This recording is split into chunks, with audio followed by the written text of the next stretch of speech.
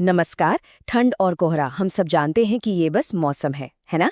लेकिन क्या हो अगर ये कोहरा सिर्फ पानी की बूंदों का झुंड ना हो? क्या हो अगर ये एक ऐसा पर्दा हो जिसके पीछे कुछ ऐसे राज छुपे हों जो हमारी आपकी समझ से बिल्कुल परे हैं? आज हम एक ऐसी ही सच्ची घटना की तह तक जाएंगे।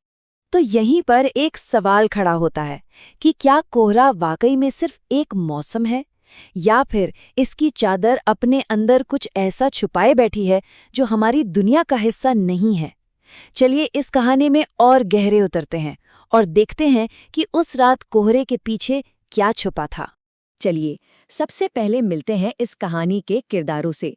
ये कहानी है दिल्ली में रहने वाले एक प्यारे से खुशहाल परिवार की। रवि जो एक मार्केटिंग कंपनी में मैनेजर थे, उनकी पत्नी अंजलि जो एक सेल्फ इंडिपेंडेंट ग्राफिक डिजाइनर थीं, और उनके 2 बच्चे, 8 साल की समझदार पीहू और 5 साल का नटखट चिंटू। अब देखिए, सर्दियों की छुट्टियां थी और बच्चे तो बच्चे हैं, उन्होंने कहीं घूमने जाने की जिद पकड़ ली। रवि तो ऑफिस के काम में फंसे थे, तो आखिर में ये तय हुआ कि अंजलि ही बच्चों को अपनी कार से उनके नाना नानी के घर ले जाएगी, रेवाड़ी, जो दिल्ली से कोई 100 किलोमीटर दूर था। अंजलि बहुत अच्छी ड्राइवर थी, तो ये सफर कोई बड़ी बात नहीं लग रहा था। छुट्टियां तो अरे क्या कहने, बहुत मजे में बीती। बच्चों ने नाना नानी के साथ खूब धमाल मचाया। लेकिन दिल्ली वापसी से ठीक एक रात पहले बच्चों ने जिद पकड़ ली कि नानी से एक डरावनी कहानी सुननी है। और बस यहीं से इस कहानी में एक बहुत अजीब मोड़ आने वाला था। तो नानी ने भी एक पुराना किस्सा छेड़ दिया। कहानी एक छोटे से लड़के की थी जो एक घनी कोहरे वाली सर्द रात में एक पुराने पीपल के पेड़ के पास अपने पापा को ढूंढ रहा था। सोचिए जरा, बिल्कुल अकेला, और कोहरा इतना कि हाथ को हाथ न सूझे। वो बच्चा बस एक ही आवाज लगा रहा था, डरी हुई आवाज में, पापा पापा। जानते हैं, कहानी का ये हिस्सा सुनकर छोटा चिंटू तो इतना डर गया कि जोर जोर से रोने लगा, और वो पूरी रात डर से बड़बड़ाता रहा। ये डर सिर्फ एक कहानी का डर नहीं था, ये आने वाले सफर का एक बहुत बुरा इशारा बनने वाला था। अगले दिन मौसम कुछ ठीक नहीं था, इसलिए उन्हें घर से निकलने में देर हो गई। करीब दोपहर के 1 बजे वो लोग निकले।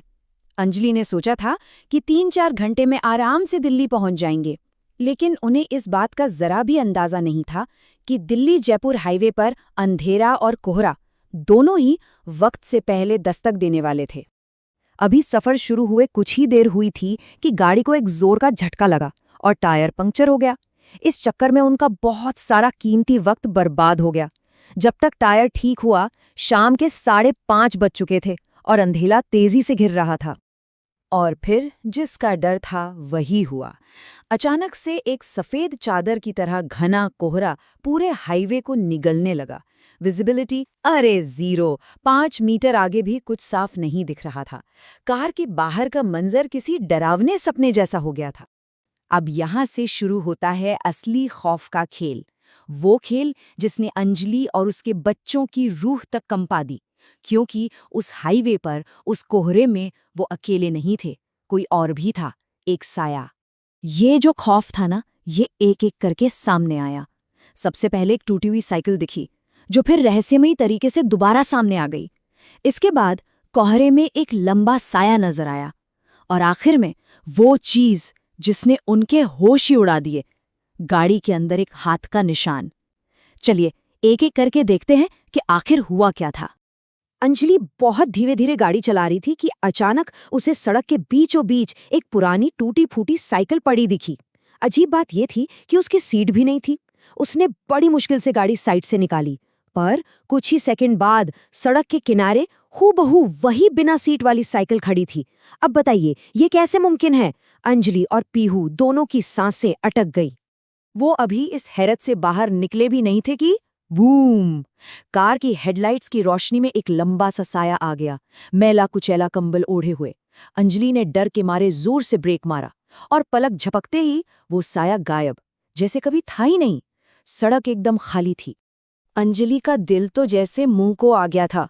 उसने फटाफट दरवाजे लॉक किए और गाड़ी भगा दी।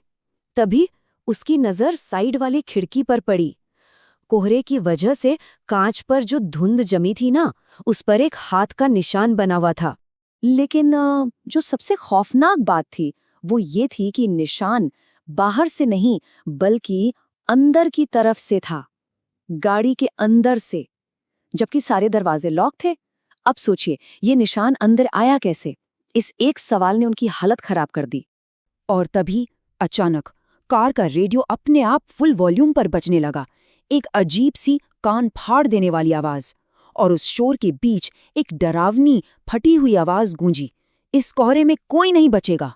अंजलि पागलों की तरह उसे बंद करने की कोशिश कर रही थी, पर बटन काम ही नहीं कर रहे थे।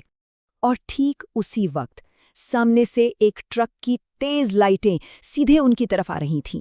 घबराहट में अंजलि ने स्टीयरिंग जोर से घुमाया और गाड़ी सड़क से उतरकर धड़ाम एक पुराने पेड़ से जा टकराई। और फिर सिर्फ खामोशी। जब अंजलि की आंख खुली तो वो नोएडा के एक अस्पताल में थी। रवि आईसीयू के बाहर परेशान खड़ा था। डॉक्टर ने बताया कि सब खतरे से बाहर हैं, बस बेटी पीहू को थोड़ी चोटें ज्यादा आई हैं। जब अंजलि को थोड़ा होश आया तो उसने कांपते हुए रवि को सब कुछ बताया। लेकिन असली झटका तो तब लगा जब पुलिस की रिपोर्ट आई।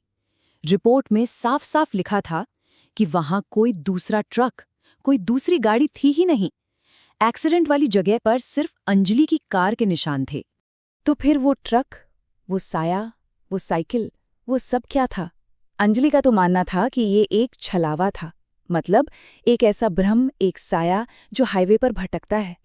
लेकिन क्या इसका कोई और एंगल भी हो सकता है?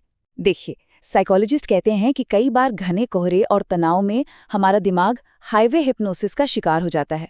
मतलब वो ऐसी चीजें देखने लगता है जो असल में है ही नहीं। और शायद नानी की उस कहानी ने भी कहीं ना कहीं डर का वो बीज पहले ही बो दिया था। खैर, कुछ दिनों में सब ठीक तो हो गया, पीहू भी ठीक हो गई। लेकिन वो हादसा अंजलि के दिमाग में हमेशा के लिए एक अनसुलझी पहेली बनकर रह गया। क्या वो सच में किसी अनहोनी का शिकार हुई थी, या ये सब उसके डरे हुए मन का एक वहम था? ये सिर्फ एक एक्सीडेंट नहीं था, बल्कि एक ऐसी याद थी जो उससे आज भी डराती है।